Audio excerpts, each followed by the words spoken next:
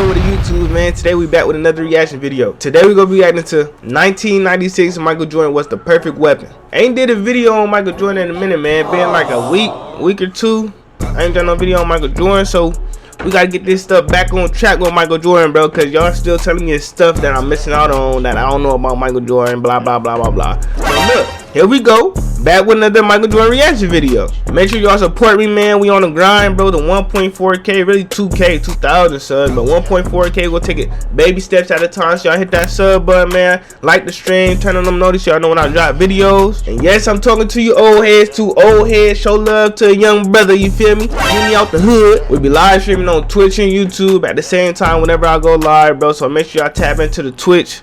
Link in the description down below. Go follow up on the Twitch, man. And yeah, turn on them noties. Love y'all, appreciate y'all. Let's get into the video. When's the last time? Let's see what we got here, man. We back, Michael. Jordan's little boy head, man. We back, baby. Let's see what you talking about. I'm gonna learn me something. Y'all learn me something. Let's do it. Not before, not since. Jordan didn't just come back from retirement. He came back with a vengeance. Shit, I'm gonna sit back on these reactions. World.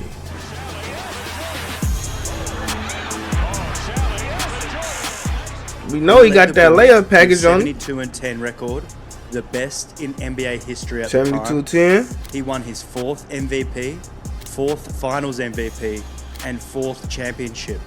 Oh, so that 72-10 record that was in the that was in the 1996 year, huh? Okay. Entire basketball world.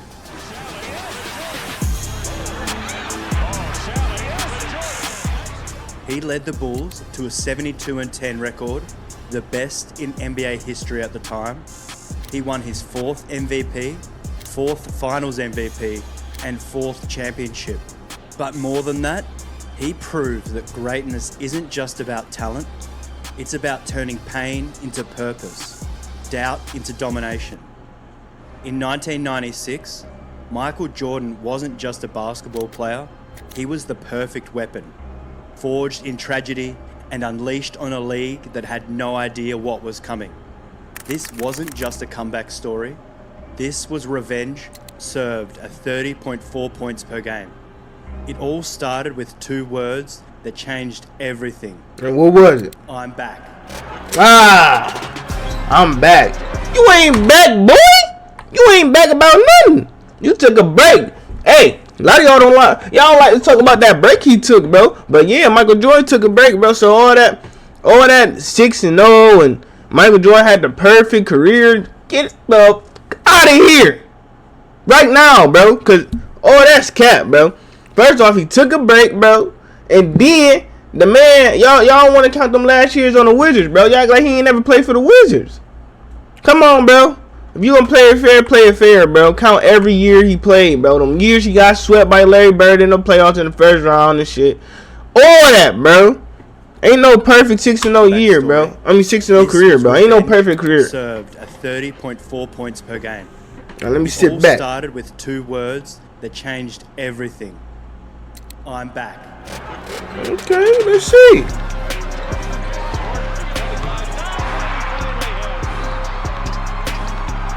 Catch and shoot.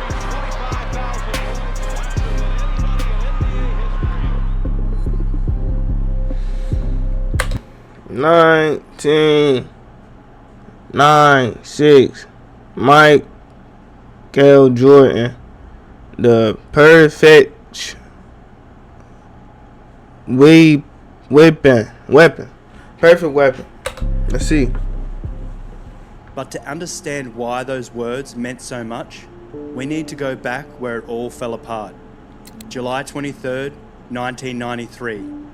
Michael Jordan's father, James, was found dead in a South Carolina swamp. Murdered. R.I.P. Michael Jordan's dad, man. R.I.P. Michael Jordan's dad, man. I ain't disrespectful, man. Rest in peace to his dad, man. Father, James, was found dead in a South Carolina swamp. Murdered during a random robbery. The man who taught Michael everything, who was his best friend, his anchor, gone. If y'all know, y'all know. Michael Jordan's dad didn't die out of nowhere, bro. If y'all know, y'all know. Just 3 months later, a broken Jordan shocked the world. I'm retiring. The greatest basketball player in history. Stop lying. At the peak of his No, he powers, ain't. walking away at 30 years old. He'd won 3 straight championships, but without his father watching, what was the point? So Jordan did what his father always dreamed of. Join He that played gun. baseball. For 17 months, the greatest basketball player on earth was hitting .202 for the Birmingham Barons, riding bus trips through small towns, trying to find meaning in a game that wasn't his. The NBA moved on without him. Hakeem won 2 titles. The Magic emerged with Shaq and Penny. People started asking the question nobody thought they'd ask. Did we already see the best of Michael Jordan? Did we already see the best of Michael Jordan? 2 words that change everything.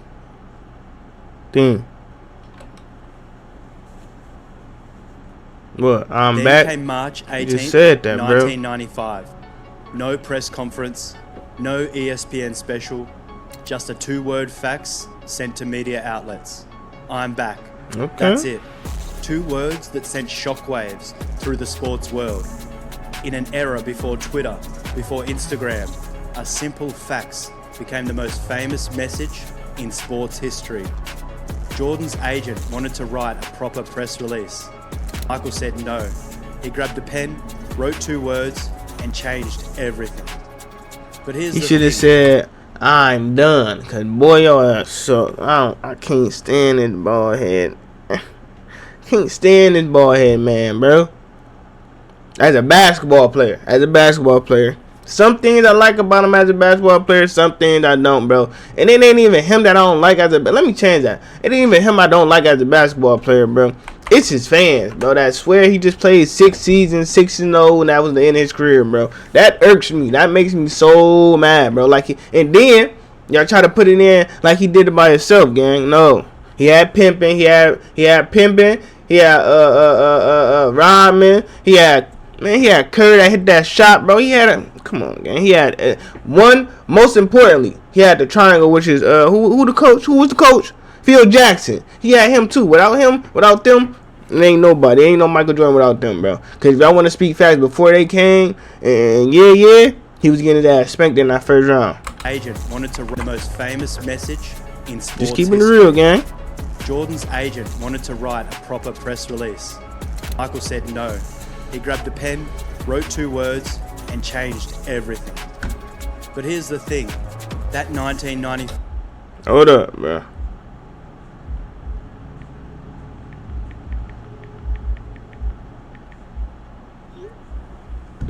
return, it wasn't perfect.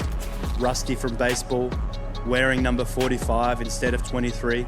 Jordan looked human. The Magic bounced them in the playoffs. Nick Anderson stripped him at a crucial moment. Horace Grant, his former teammate, dominated the Bulls' front court. Oh yeah, I People remember him. whispered, maybe Jordan isn't the same. No, it's Grant. Maybe baseball took something from him. Maybe Father Time finally caught up.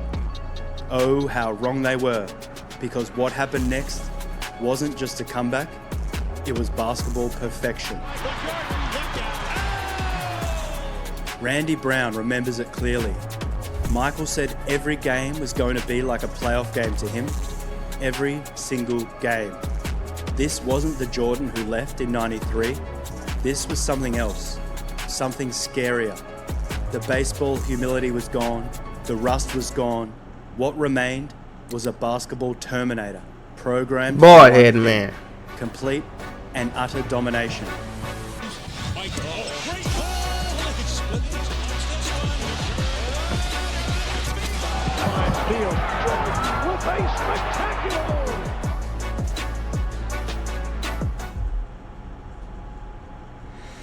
The Bulls The 72-10 master price. Let's see. The Bulls opened the season against the Hornets. Jordan dropped 42. Message sent. 4 days later against Toronto, 38 points. But more importantly, the Bulls were 3-0, then 5-0, then 10-1. Then something crazy started happening. They weren't just winning, they were destroying teams. By December, they were 23-2. The rest of the NBA was watching in horror. This wasn't supposed to happen. Teams don't go 23. Let me call you by my blood calling. To start a season. But this wasn't just any team. This was Jordan with a mission. Pippen Okay, Jordan. And a new wild card. Dennis Rodman. Yeah, that Dennis Rodman. The guy with the colored hair, the wedding dress, the everything. The Bulls took a massive gamble. What the fuck was that? The colored hair, the wedding dress. Oh, what the? Medea Rodman? Hey, I got a shirt with this dude on it. I didn't know he was doing all this fruitcake ass shit. What the? Come on, I'm trying not to cut. What is this, bro? No, he got the lipstick, the eyeshadow shit, my girl don't even, my lady don't even wear this type of shit. Oh, this, oh, come on, man, you a grown man, gang. You a grown man with more stuff on your face than a female, gang. This really making me mad. Rodman, I'm done supporting you, gang. You don't even exist no more in the NBA to me, bro. I don't even know who you are. You Medea. This Medea. Don't call him Rodman no more. Call him Dennis Medea. Dennis Medea. Medea Rodman. Medea Rodman. That's who this is. Medea Rodman, gang. Come on, I ain't know you went like this. He ain't no grown man. He ain't no man. He ain't no man. I can't support him no more. Yeah, that Dennis Rodman. The guy with the colored hair, the wedding dress, the everything. The Bulls took a massive gamble bringing in the notorious bad boy, but Jordan wanted him. Why? Because Rodman averaged 14.9 rebounds that season, because he played defense like a man possessed. Because when you're building the perfect weapon, you need the perfect ammunition. Rodman with a rebound. Is it raining outside? Hold up.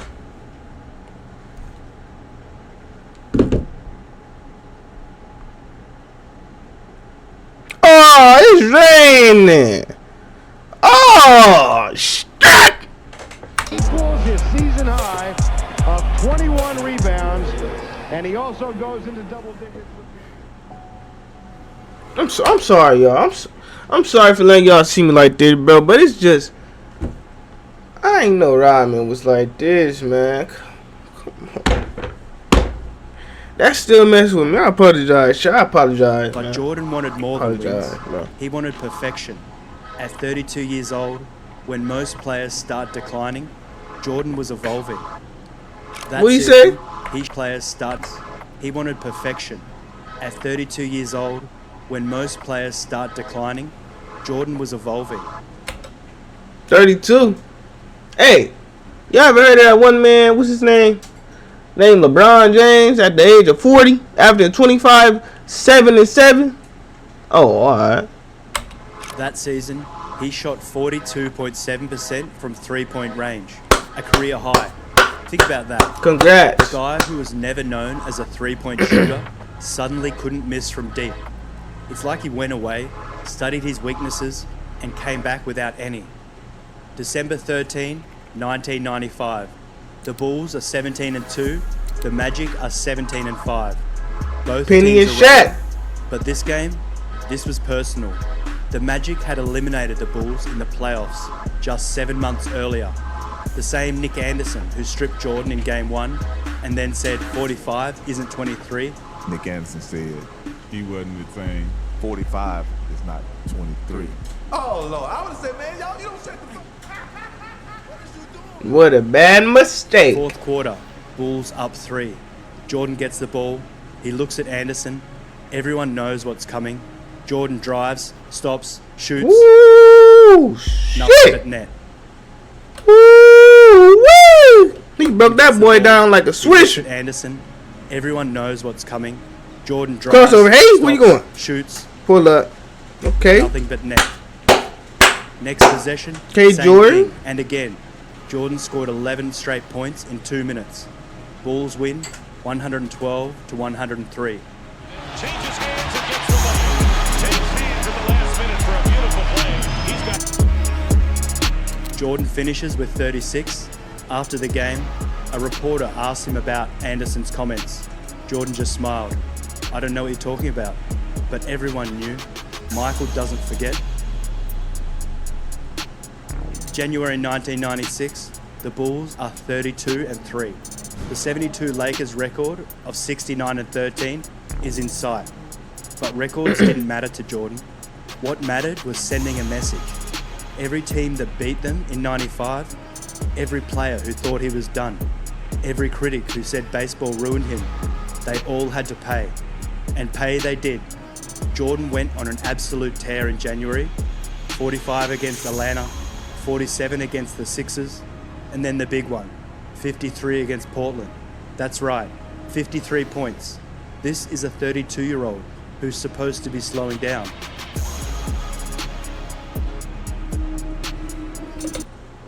February 2 1996. The Bulls AR 41-3.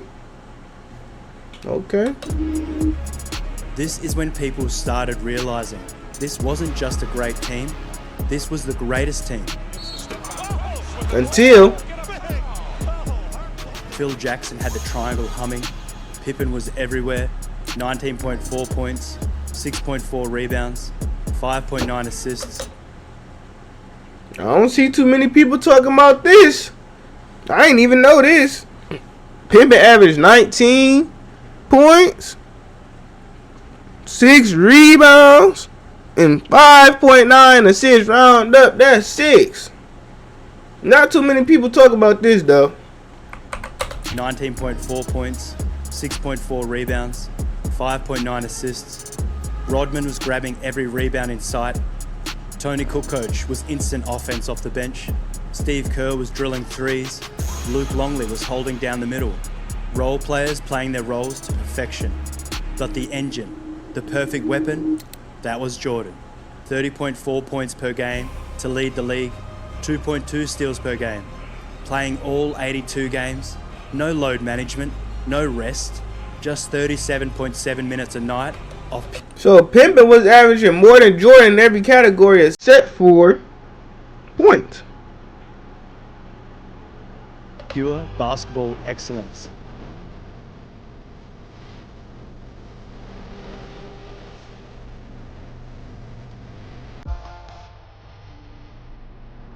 Bill Wennington said it perfectly. Michael made us believe we couldn't lose. We'd be down 15 and he'd look at us like, why are you worried? Then he'd go and score 18 in a quarter and we'd win by 10. Jordan from the outside makes it a 5. March rolled around. The Bulls were 54-6. The league had basically given up. Teams were just trying not to get embarrassed. March 18th, 1996, exactly 1 year after I'm back, Jordan put up 38 against the Sixers. 3 days later against the Knicks, he dropped 36. The season was turning into a victory lap. Jersey game. Michael gets fouled on a pull-up jump shot. April 16th, 1996, Milwaukee. The Bulls need one more win for 70. With 70 wins, Pippen holds the ball in the back corner. No team had ever won 70 games, ever. The 72 Lakers won 69. That was the gold standard. I ain't know that, child. I ain't know no team won 70 games until 72-10 Bulls. And then the Warriors, of course, would snap their little record. But the 72 Lakers won 69. That was the gold standard. Untouchable, they said. But these Bulls, they didn't care about untouchable. Jordan scored 22. Pippen added 21. The Bulls won 86-80. 70 wins, history made. 5 days later, they got 72 against Washington. Jordan dropped 26 in just 27 minutes. The Bulls won 103-93. 72-10. The greatest regular season in NBA history. But ask Jordan about it. Regular season doesn't mean anything without a championship. To go win it. Playoffs. First round, Miami Heat. Pat Riley had built a tough, physical Heat team. They were supposed to make it ugly, make it a fight. Game 1, Alonzo Mourning tried to body Jordan. Jordan dropped 35. Game 2, they tried double teams. Jordan had 29. Game 3 in Miami, the Heat threw everything at him. Dan Marley, Rex Chapman, even had Mourning switching onto him. Jordan's response? 26 points on 10 of 23 shooting. Sweep. Jordan averaged 30 points. Riley just said, "We got hit by a tornado named Jordan." Nice regular season, but that's way too many. And that's way too loose. Second round, New York Knicks. The rivals, the bad blood. Patrick Ewing versus Jordan, chapter 47. But this felt different. The Knicks knew they were overmatched. Game 1, Jordan absolutely destroyed them. 44 points, including 24 in the first half. John Starks looked like he'd seen a ghost. Game 2, Jordan scores 28. Derek Harper tried everything. Holding, grabbing, talking trash. Jordan just smiled and kept scoring.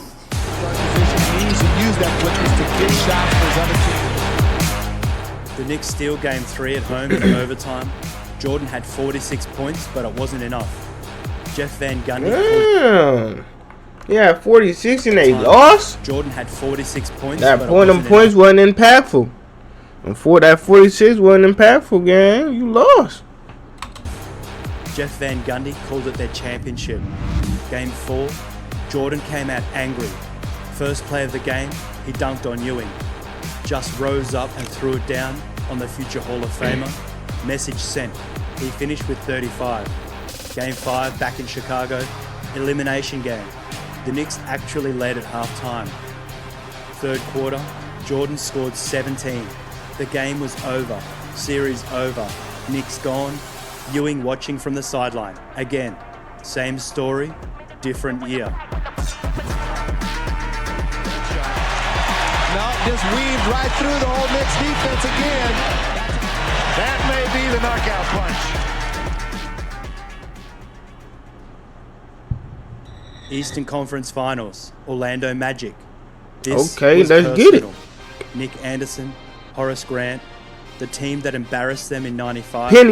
Penny and Shaq, the future. Jordan had circled this series all year. Game 1 was a statement. Jordan didn't just want to win, he wanted to humiliate them. 21 points, but here's the crazy part. The Bulls won by 38. They won 83. At one point, they were up by 45.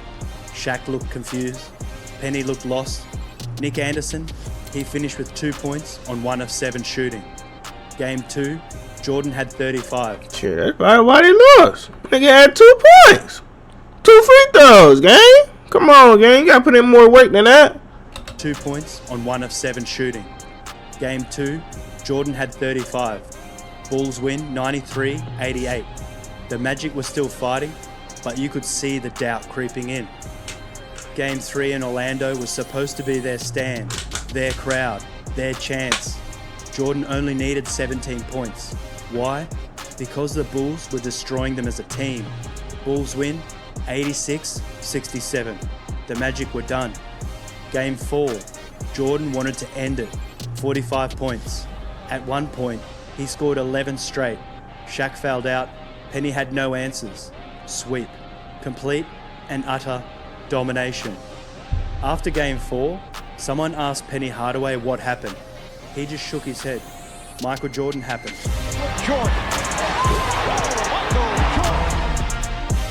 Nick Anderson was asked about Jordan. He just walked away.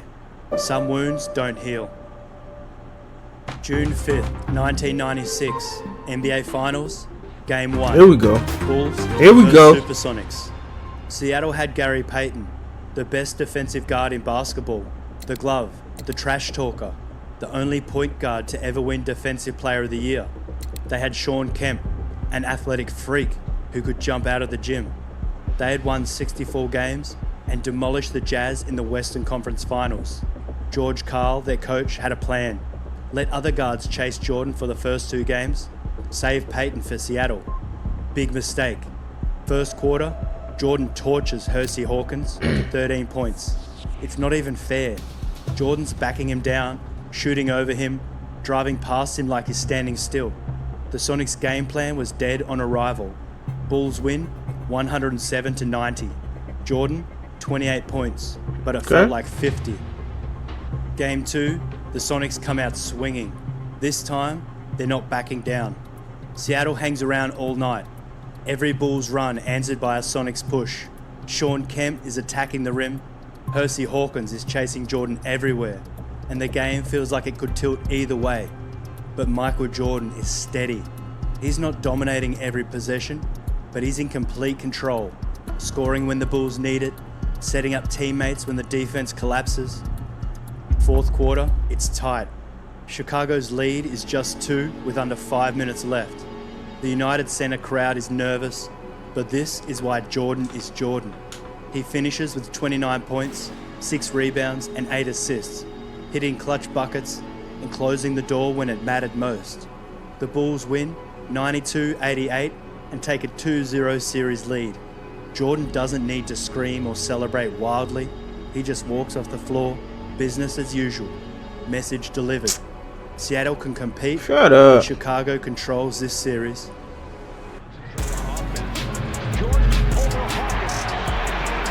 See how hard Michael Jordan worked on. Back in Seattle, Game 3. Jordan kept rolling with 36 points. Bulls dominate, 108-86. Up 3-0, looking for the sweep. Game 4 was the Peyton game. He completely disrupted Jordan's rhythm. Jordan shot 6 for 19, looked frustrated, even got into it with the refs. The Sonics won by 21. Suddenly, everyone's talking. The glove figured him out. Jordan's finally met his match. Seattle in 7. Phil Jackson was asked about Peyton's defense. He smiled. Gary's doing a great job, but Michael's seen great defenders before. Game 5, still in Seattle. The Sonics kept fighting. They won again to make it 3-2. Suddenly, people are wondering, is this going to a Game 7? Way off of the shot, and here is Jordan. Is it? Michael Jordan passed on the shot, and now Jordan behind the back to beat Berkowski. June 16th, 1996. Father's Day. United Center, Game 6. This is the moment everything led to. What you gonna do, Jordan? His father's murder. What you gonna do? Father's Day. Do it for your To daddy. win it all. The basketball gods couldn't have scripted it better. First quarter, Jordan scores 8. He's not forcing it. He's letting the game come to him. Second quarter, 7 more. The Bulls lead by 7 at halftime. Third quarter, Jordan takes over. A 3-pointer, a steal and dunk. The Sonics are done. The championship is coming. Fourth quarter, the United Center is shaking. Every possession, the crowd gets louder. 5 minutes left, Jordan hits another jumper. 3 minutes left, the Sonics have given up. 1 minute left, the crowd is on its feet. 30 seconds, Phil Jackson takes Jordan out. The United Center explodes. On the final second, the Chicago Bulls, 96. The buzzer sounds, 87-75. The Bulls are champions. And then it happens. The perfect weapon breaks. Jordan falls to the floor, clutching the basketball, sobbing uncontrollably. 3 years of pain, 3 years of doubt, 3 years of questions. It all comes pouring out. He runs to the locker room, collapses again. The cameras follow. The world watches Michael Jordan, Get up. the toughest competitor in sports, crying like a child. This is for Daddy, he whispers. That's for your 22 daddy. points, 9 rebounds, 7 assists in Game 6. Finals MVP, his 4th championship. But the numbers don't matter. What matters is that on Father's Day, 3 years after losing the man who meant everything to him, Michael Jordan proved that greatness isn't about being invincible, it's about being broken and choosing to be unbreakable. The 95-96 Bulls didn't just break records, they redefined what perfect means. 72-10 in the regular season, 15-3 in the playoffs. One thing I can say, they finished the job, man. Them boys finished the job. You got that 72-10 and they finished the job. Kudos to Michael Jordan for that one. Congrats, boyhead, man. 87-13 overall. They led the league in scoring. They had the best offensive rating. They had the best defensive rating. They had the MVP, the best rebounder, the 6th man of the year.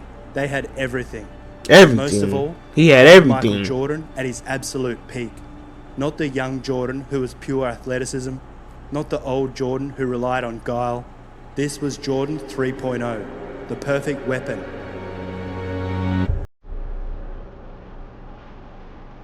Every weakness erased, every strength amplified.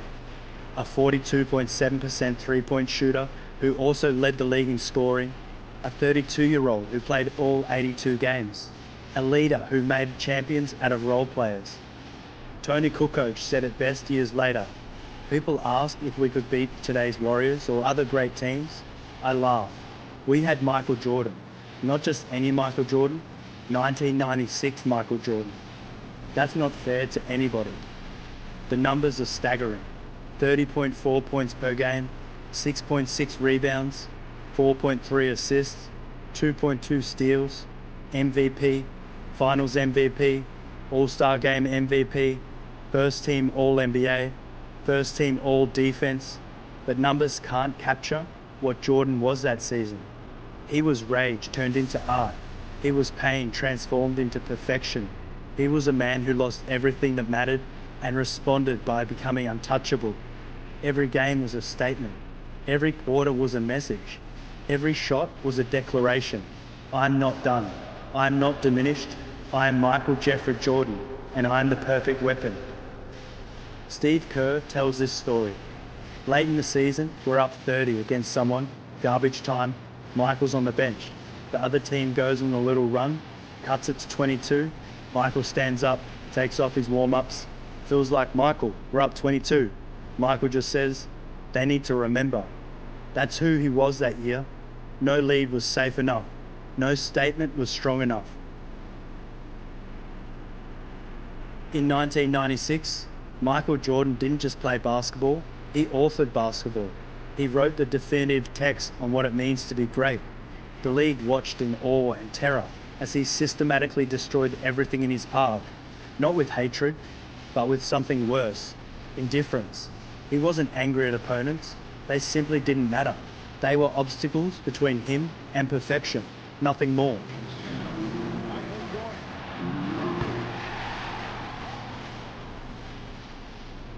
The lasting image of that season isn't the records or the highlights, it's Jordan on the floor on Father's Day, clutching that basketball, crying for the father who would never see him play again. In that moment, the perfect weapon revealed its secret. It was powered by love. Love for a father, love for the game, love for the very idea of greatness itself. 1996 Michael Jordan was the perfect weapon because he was perfectly motivated, perfectly skilled, and perfectly surrounded. But most of all, he was perfect because he chose to be. After tragedy, after doubt, after baseball, after everything, he chose perfection. And for one magical season, he achieved it. The 95, 96 NBA championship. Make it 4 in 6 years. The Warriors broke the Bulls' regular season record in 2016, going 73-9, but they lost in the finals. To the GOAT, LeBron James, baby. Come on now. The GOAT, baby. Snap that, boy. It's over. The Cavaliers are NBA champions. Records are made to be broken, but perfection is forever. And in 1996, Michael Jordan wasn't just great, he wasn't just the best, he was perfect. The perfect weapon. The perfect weapon. Hey man, say W video, man. R.I.P. R.I.P. to Michael Jordan's dad, man. I ain't disrespectful, man. I love the game, love the hustle, love the grind, man. I respect Michael Jordan, man. W video, man. But once again, Michael Jordan was not perfect, bro. I'm gonna be honest. Michael Jordan wasn't perfect. Nobody's perfect, bro. This season, you could say it was one of the best seasons or the best individual seasons by a player, but he wasn't perfect, gang. He wasn't perfect. W video though, man. Make sure you hit that like button, subscribe, comment down below what y'all want me to react to next. Still pushing out this content for y'all, even though I'm sick, man. Y'all probably can hear it. I'm a little sick, but I'm still grinding, man. Grind don't stop, sick or not, bro. Grind don't stop. Road to 2K. I know what's going on with me, man. I'm a hustler. I'm a grinder. Love y'all. Appreciate y'all. Keep God in y'all life. And yeah. See y'all boys later.